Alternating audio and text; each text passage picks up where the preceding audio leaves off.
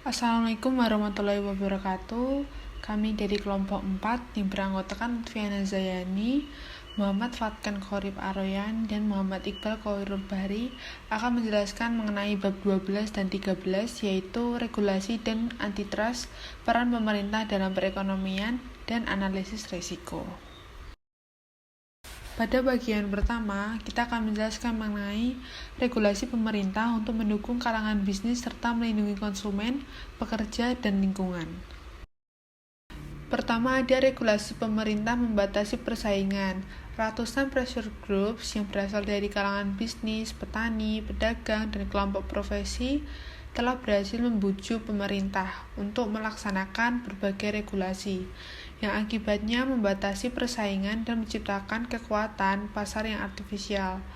Nah, regulasi tersebut itu meliputi pemberian lisensi, paten, dan pembatasan harga pada persaingan harga.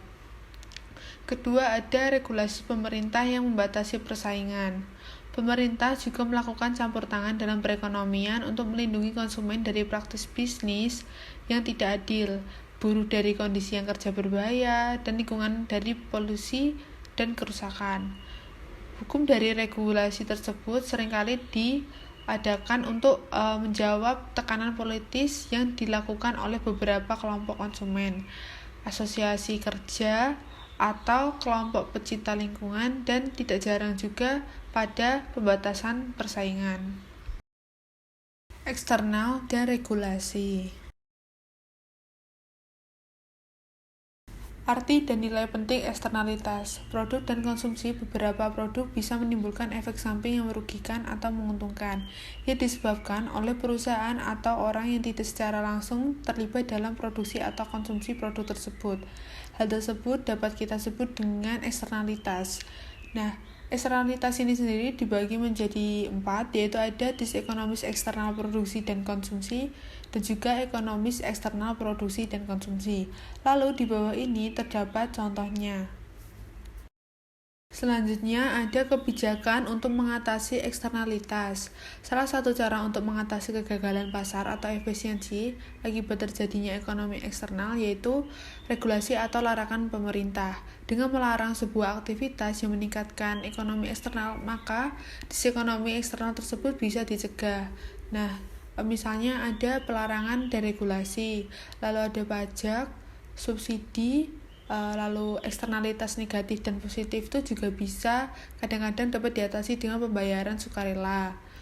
Lalu dengan cara mengizinkan atau mendorong terjadinya merger, ini untuk mengatasi disekonomis eksternal yang diakibatkan oleh sebagian perusahaan.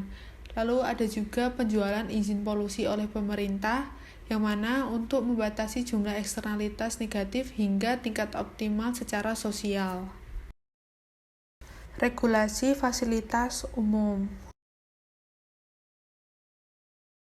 Fasilitas umum sebagai monopoli alamiah. Nah, monopoli alamiah atau natural monopoli ini bisa kita sebut dengan perusahaan besar yang memasok keseluruhan pasar. Nah, contohnya itu seperti fasilitas umum atau public utilities seperti perusahaan listrik, gas, air, dan transportasi lokal. Jadi, jika terdapat lebih dari satu perusahaan dalam pasar, maka garis penawaran akan mengalami publikasi dan biaya per unitnya itu akan menjadi terlalu mahal. Lalu kesulitan dalam regulasi fasilitas umum. Nah, dalam praktiknya, penentuan tingkat harga untuk jasa fasilitas umum oleh Komisi Regulasi itu rumit karena sangat sulit untuk menentukan nilai dari pabrik atau aset tetap dalam perhitungan tingkat pengembalian yang normal. Nah, regulasi juga bisa menyebabkan terjadinya inefisiensi. Ini muncul dari kenyataan bahwa telah dijaminnya tingkat pengembalian investasi yang normal, sehingga perusahaan penyedia fasilitas umum itu kurang mempunyai insentif untuk menekan biayanya. Terakhir, biasanya terdapat tenggang waktu regulasi untuk mengubah tarif. Antitrust, regulasi pemerintah atas struktur pasar dan perilaku bisnis. Pada akhir abad ke-19 menjadi saksi pesatnya peningkatan konsentrasi kekuatan ekonomi di Amerika Serikat dalam bentuk trust. Dalam sebuah kesepakatan trust, hak memberikan suara dari saham pada perusahaan-perusahaan dalam suatu industri oligopolistik. Nah, dipindahkan ke dalam sebuah trust hukum yang mengelola perusahaan-perusahaan tersebut sebagai sebuah kartel, membatasi output, mengenakan harga monopoli dan memperoleh laba monopoli. Lalu di bawah ini terdapat contoh regulasinya, yaitu yang pertama ada Sherman Act, kedua ada Clayton Act, yang ketiga ada Federal Trade Commission Act atau FTC, lalu yang keempat ada Robinson-Putnam Act, dan yang kelima ada Wheeler-Lea Act, dan yang terakhir Sheller-Kefauver Anti-Merger Act. Penegakan hukum antitrust dan gerakan diregulasi. Penegakan hukum antitrust dalam pengamatan umum. Penegakan hukum telah menjadi tanggung jawab Divisi Antitrust dari Departemen Kehakiman dan FTC.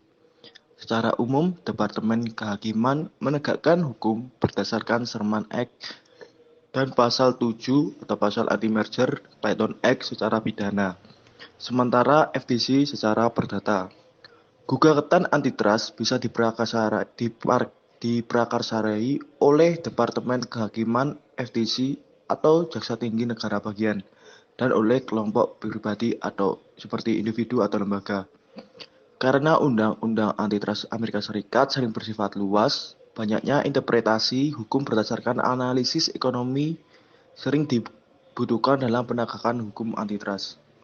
Yang kedua, penegakan hukum antitrust. Kali ini kita akan membahas strukturnya. Penegakan hukum antitrust untuk memecah munculnya industri yang inkompetitif, yang melarang merger dan dapat mengurangi persaingan.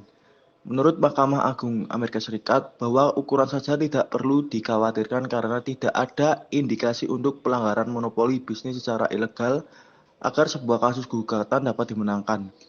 Meskipun Mahkamah Agung menyatakan ukuran saja tidak melanggar hukum, tetapi dimulai dengan kasus Alcoa pada tahun 1945, Mahkamah Agung memutuskan bahwa ukuran saja merupakan pelanggaran tanpa atau adanya tindakan yang melanggar hukum. Yang ketiga, kita akan membahas perilaku bisnis penegakan hukum antitrust. Kebijakan antitrust diarahkan untuk mengatasi perilaku bisnis industri yang anti-kompetitif. Mahkamah Agung Amerika Serikat melarang kolusi harga real dan diskriminasi harga. Jika secara nyata mengurangi persaingan dan cenderung menciptakan monopoli, Mahkamah Agung menyatakan bukan hanya kartel sebagai tindakan yang melanggar hukum, tetapi juga berlaku untuk kesepakatan atau kolusi informal untuk membagi pasar, mematok harga, atau membuat skema kepemimpinan harga. Yang keempat, kita akan membahas gerakan diregulasi. Teori kepentingan publik memutuskan bahwa regulasi dilakukan untuk mengatasi kegagalan pasar, agar bisa menjamin sistem ekonomi beroperasi dengan cara yang sesuai dengan kepentingan publik. Teori ekonomi tentang regulasi menyatakan bahwa regulasi adalah hasil dari tindakan yang dilakukan oleh berbagai kelompok penekan. Tindakan kelompok penekan tersebut menghasilkan hukum dan kebijakan yang membatasi persaingan dan mengedepankan kepentingan perusahaan yang seharusnya mengalami regulasi. Selanjutnya ada regulasi persaingan internasional. Terdapat banyak cara yang bisa digunakan pemerintah untuk melakukan regulasi atas perdagangan internasional, yaitu dapat berupa tarif, kuota, pembatasan ekspor sukarela, BCA anti-dumping, regulasi teknis, administrasi, dan regulasi lainnya. Yang pertama itu tarif impor atau impor tarif. Impor tarif adalah pajak atas impor. Yang kedua, kuota impor atau impor kuota. Pembatasan perdagangan yang lebih ketat. Pembatas impor untuk melindungi anggota asosiasi perdagangan dari persaingan pihak asing yang tidak sehat. Lalu ada pembatasan ekspor sukarela atau voluntary export restraint atau VER. Mengacu pada kasus bagaimana sebuah negara pengimpor mempengaruhi negara lain untuk mengurangi ekspor sebuah komoditas secara sukarela. Lalu ada gugatan anti-dumping yang secara disengaja digunakan untuk mengusir eksportir ke negara tertentu. Dan masih ada yang lain-lainnya. Resiko dan ketidakpastian dalam pengambilan keputusan manajerial. Keputusan manajerial dibuat dalam kondisi yang pasti, beresiko, dan tidak pasti. Ada beberapa kemungkinan yang dapat terjadi, yaitu pertama, kepastian atau certainty, mengacu pada situasi di mana hanya ada satu hasil yang mungkin terjadi untuk suatu keputusan dan hasil ini diketahui secara tepat atau mutlak. Lalu ada juga resiko atau risk, mengacu pada situasi di mana terdapat lebih dari satu kemungkinan hasil dari suatu keputusan dan probabilitas dari setiap hasil tersebut diketahui atau bisa diestimasikan. Lalu ada ketidakpastian atau uncertainty, mengacu pada simulasi di mana terdapat lebih dari satu kemungkinan hasil dari suatu keputusan dan probabilitas kemunculan dari masing-masing hasil tersebut tidak diketahui, apalagi dapat ditafsirkan. Lalu ada kondisi ilmiah atau state of nature, mengacu pada kondisi masa depan yang tidak bisa dikendalikan oleh manajer yang akan memiliki dampak signifikan atas tingkat kesuksesan atau kegagalan. Mengukur resiko dengan distribusi probabilitas. Next. Distribusi probabilitas. Probabilitas adalah kesempatan suatu kejadian akan muncul. Contohnya, jika kita mengatakan bahwa probabilitas perekonomian tumbuh pesat pada tahun depan adalah 0,25 atau 25%. Hal ini berarti bahwa terdapat satu kesempatan dari dua kesempatan untuk munculnya kejadian ini. Sedangkan distribusi probabilitas adalah berbagai kemungkinan hasil suatu kejadian dengan besarnya masing-masing probabilitas. Nilai yang diharapkan dapat ditentukan dengan cara mengalihkan setiap kemungkinan hasil suatu investasi dengan probabilitas kemungkinannya dan kemudian menjumlahkannya. Secara matematis, nilai yang diharapkan ini dapat dituliskan seperti yang terpapar pada PPT. Next.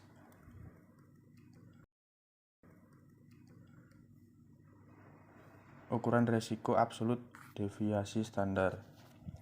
Kepadatan atau tingkat sebaran suatu distribusi probabilitas dapat diukur dengan suatu ukuran absolut, yaitu dengan deviasi standar. Dalam hal ini, deviasi standar dapat disebut sebagai ukuran absolut resiko di mana berlaku aturan semakin kecil nilai deviasi standar, semakin padat atau kurang tersebarnya suatu distribusi, berarti semakin kecil resiko. Cara menghitung nilai standar deviasi dari suatu distribusi probabilitas melalui 3 langkah, yaitu yang pertama nilai deviasi, yang kedua varians dan rumus, yang ketiga standar deviasi. Next. Selanjutnya mengukur probabilitas dengan distribusi normal. Distribusi probabilitas dari banyak strategi atau eksperimen merupakan distribusi normal, sehingga probabilitas suatu hasil tertentu yang jatuh dalam kisaran tertentu ditunjukkan oleh luas area di bawah distribusi normal standar. Distribusi normal berbentuk lonceng gereja dan simetris pada nilai rata-rata 0, dengan deviasi standar 1, dan luas seluruh area di bawah kurva mewakili probabilitas total sebesar 1, seperti pada gambar 13.3. Next. Ukuran resiko relatif, koefisien variasi. Sebaran relatif dapat diukur dengan menggunakan koefisien variasi. Pada dasarnya, koefisien ini sama dengan deviasi standar suatu distribusi dibagi dengan besarnya nilai yang diharapkan, atau expected value. Lalu untuk rumusnya, seperti yang sudah dipaparkan. Dengan demikian, koefisien variasi mengukur deviasi standar per unit expected value.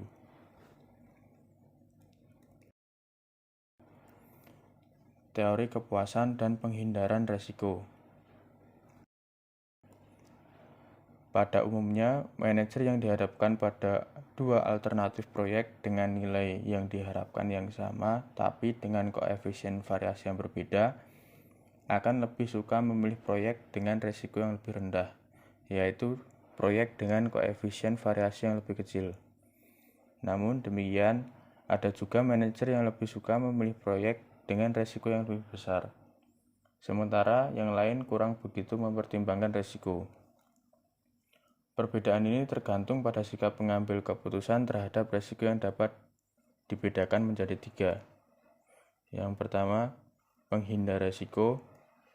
Yang kedua, netral terhadap resiko. Yang ketiga, pencari resiko.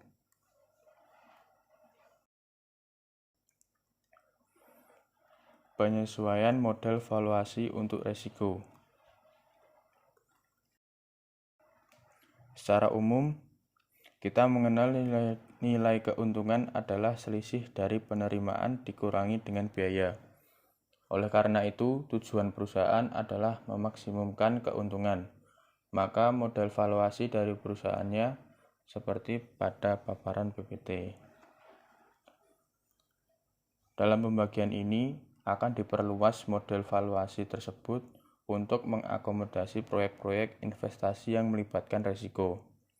Dua metode yang paling sering dipakai adalah suku bunga diskon yang disesuaikan risiko dan pendekatan kesepadanan kepastian.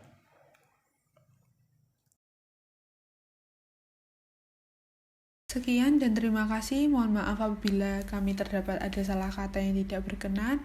Untuk selanjutnya, diskusi akan kita lanjutkan ke WhatsApp group. Terima kasih. Wassalamualaikum warahmatullahi wabarakatuh.